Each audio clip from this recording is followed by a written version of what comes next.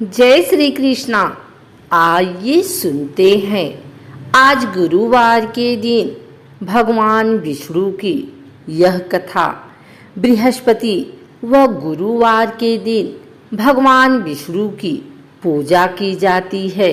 भगवान विष्णु की पूजा करने से धन, विद्या, मान सम्मान, प्रतिष्ठा और कई अन्य मनोवांछित फल की प्राप्ति होती है। धार्मिक ग्रंथों के अनुसार गुरुवार को भगवान विष्णु की पूजा का विधान है। गुरुवार के दिन व्रत और कथा सुनने से घर परिवार में सुख समृद्धि बनी रहती है। हिंदू धर्म में हर दिन किसी न किसी भगवान की पूजा की जाती है। इसमें गुरुवार का व्रत बड़ा ही फलदायी माना जाता है। बृहस्पति के दिन जगत पालक श्री हरि विष्णु की पूजा का विधान है। कई लोग बृहस्पति देव और केले के पेड़ की भी पूजा करते हैं। बृहस्पति देव को बुद्धि का कारक माना जाता है। केले के पेड़ को हिंदू धर्मानुसार बेहद पवित्र माना जाता है। कथा के अनुसार प्राचीन काल की बात है। किसी राज्य में एक बड़ा प्रतापी और दानी राजा राज्य करता था। वह हर गुरुवार को व्रत रखकर दीन दुखियों की मदद करके पुण्य प्राप्त करता था। परंतु ये बात उसकी रानी को अच्छी नहीं लगती थी। वह न तो व्रत करती थी और न ही दान पुण्य में विश्वास रखती थी। इतना ही नहीं, वह राजा को भी ऐसा करने से मना करती थी। एक समय की बात है, राजा शिकार खेलने के लिए बन गए। घर पर रानी और दासी थी। उसी समय गुरु बृहस्पति देव साधु का रूप धारण कर राजा के दरवाजे पर भिक्षा मांगने आए। साधु ने जब रानी से भिक्षा मांगी तो वह कहने लगी, हे साधु महाराज, मैं इस दान और पुण्य से तंग आ गई हूँ। आप कोई ऐसा उपाय बताएं जिससे कि सारा धन नष्ट हो जाए और मैं आराम से रह सकूं। इतना सुनकर बृहस्पति देव ने कहा, हे देवी, तुम बड़ी विचित्र हो। संतान और धन से कोई दुखी होता है? अगर अधिक धन है तो इसे शुभ कार्यों में लगाओ, कुंवारी कन्याओं का विवाह कराओ, विद्यालय और बाग बगीचे का निर्माण कराओ, जिससे तुम्हारे दोनों लोग सुधरे। परंतु साधु की इन बातों से रानी को खुशी नहीं हुई। उसने कहा कि मुझे ऐसे धन की आवश्यकता नहीं है जिसे मैं दान दूं और जिसे संभालने में मेरा सारा समय नष्ट हो जाए। तब साधु ने कहा, अगर तुम्हारी ऐसी इच्छा है तो मैं जैसा तुम्हें बताता हूँ तुम वैसा ही करना। गुरुवार के दिन तुम घर को गोबर से लीपना, अपने बालों को पीली मिट्टी से धोना, राजा से हजामत बनाने को कहना, भोजन में मांस मदिरा का प्रयोग करना, कपड़े धोबी के यहाँ धुलने देना। इस प्रकार 7 बृहस्पतिवार करने से तुम्हारा समस्त धन नष्ट हो जाएगा। इतना कहकर साधु के रूप में बृहस्पति देव अंतर ध्यान हो गए। साधु के अनुसार कई बातों को पूरा करते हुए रानी को केवल 3 बृहस्पतिवार ही बीते थे कि उसकी समस्त धन संपत्ति नष्ट हो गई। भोजन के लिए राजा का परिवार तरसने लगा। तब एक दिन राजा ने रानी से बोला कि हे रानी, तुम यहीं रहो, मैं दूसरे देश को जाता हूँ, क्योंकि यहाँ पर सभी लोग मुझे जानते हैं, इसलिए मैं कोई छोटा कार्य नहीं कर सकता। ऐसा कहकर राजा दूसरे देश चला गया। वहाँ वह जंगल से लकड़ी काट कर लाता और शहर में बेचता। इस तरह वह अपना जीवन व्यतीत करने लगा। इधर राजा के परदेश जाते ही रानी और दासी दुखी रहने लगी। एक बार जब रानी और दासी को 7 दिन तक बिना भोजन के रहना पड़ा तो रानी ने अपनी दासी से कहा, हे दासी, पास ही के नगर में मेरी बहन रहती है, वह बड़ी धनवान है, तू उसके पास जा और कुछ ले आ ताकि थोड़ी बहुत गुजर बसर हो जाए। दासी रानी की बहन के पास गई।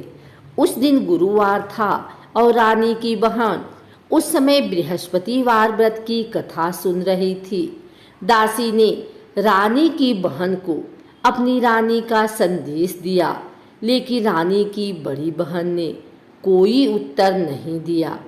जब दासी को रानी की बहन से कोई उत्तर नहीं मिला तो वह बहुत दुखी हुई और उसे क्रोध भी आया। दासी ने वापस आकर रानी को सारी बात बता दी। ये सुनकर रानी ने अपने भाग्य को कोसा। उधर रानी की बहन ने सोचा कि मेरी बहन की दासी आई थी, परंतु मैं उससे नहीं बोली, इससे वह बहुत दुखी हुई होगी। कथा सुनकर और पूजा समाप्त करके वह अपनी बहन के घर आई और कहने लगी, हे बहन, मैं बृहस्पतिवार का व्रत कर रही थी, तुम्हारी दासी मेरे घर आई थी, परंतु जब तक कथा होती है तब तक न तो उठते हैं और न ही बोलते हैं, इसलिए मैं नहीं बोली। बताओ दासी क्यों आई थी? रानी बोली, बहन, तुमसे क्या छिपाऊं, हमारे घर में खाने तक को अनाज नहीं है। ऐसा कहते कहते रानी की आंखें भर आई। उसने दासी समेत पिछले 7 दिनों से भूखे रहने की पूरी बात अपनी बहन को बता दी। रानी की बहन बोली, देखो बहन, भगवान बृहस्पति देव सबकी मनोकामना को पूर्ण करते हैं। देखो, शायद तुम्हारे घर में अनाज रखा हो।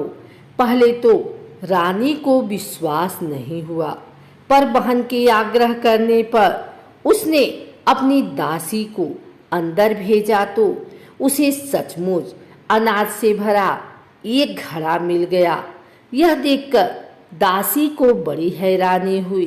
दासी रानी से कहने लगी, हे रानी, जब हमको भोजन नहीं मिलता तो हम व्रत ही तो करते हैं, इसलिए क्यों न इनसे व्रत और कथा की विधि पूछ ली जाए ताकि हम भी व्रत कर सके। तब रानी ने अपनी बहन से बृहस्पतिवार व्रत के बारे में पूछा। उसकी बहन ने बताया, बृहस्पतिवार के व्रत में चने की दाल और मुनक्का केले की जड़ में अर्पित करें तथा दीपक जलाएं, व्रत कथा सुने और पीला भोजन ही करें।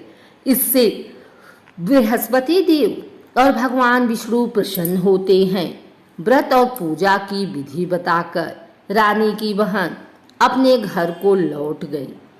7 दिन के बाद जब गुरुवार आया तो रानी और दासी ने व्रत रखा। वह घुड़साल में जाकर चना और गुड़ लेकर आई, फिर उससे केले की जड़ तथा विष्णु भगवान की पूजा की। अब पीला भोजन की चिंता को लेकर दोनों बहुत दुखी हुई। चूंकि उन्होंने व्रत रखा था, इसलिए बृहस्पति देव उनसे प्रसन्न थे। वह एक साधारण व्यक्ति के रूप धारण कर 2 थालों में पीला भोजन दासी को दिए गए। भोजन पाकर दासी प्रसन्न हुई और फिर रानी के साथ मिलकर भोजन ग्रहण किया। उसके बाद वह सभी गुरुवार को व्रत और पूजा करने लगी। बृहस्पति देव की कृपा से उनके पास फिर से धन संपत्ति आ गई, परंतु रानी फिर से पहले की तरह आलस करने लगी। तब दासी बोली, देखो रानी, तुम पहले भी इस प्रकार आलस्य करती थी, तुम्हें धन रखने में कष्ट होता था, इस कारण सभी धन नष्ट हो गया और अब जब देव बृहस्पति की कृपा से धन मिला है तो तुम्हें फिर से आलस्य होने लगा है। रानी को समझाते हुए दासी कहती है कि बड़ी मुसीबतों के बाद हमने ये धन पाया है, इसलिए हमें दान पुण्य करना चाहिए, भूखों को भोजन कराना चाहिए और धन को शुभ कार्यों में खर्च करना चाहिए। इससे तुम्हारे कुल का यश बढ़ेगा, स्वर्ग की प्राप्ति होगी और पितृ प्रसन्न होंगे। दासी की बात मानकर रानी अपना धन शुभ कार्यों में खर्च करने लगी। इससे पूरे नगर में उसका यश बढ़ने लगा। बृहस्पतिवार व्रत कथा के बाद में श्रद्धा के साथ आरती की जानी चाहिए।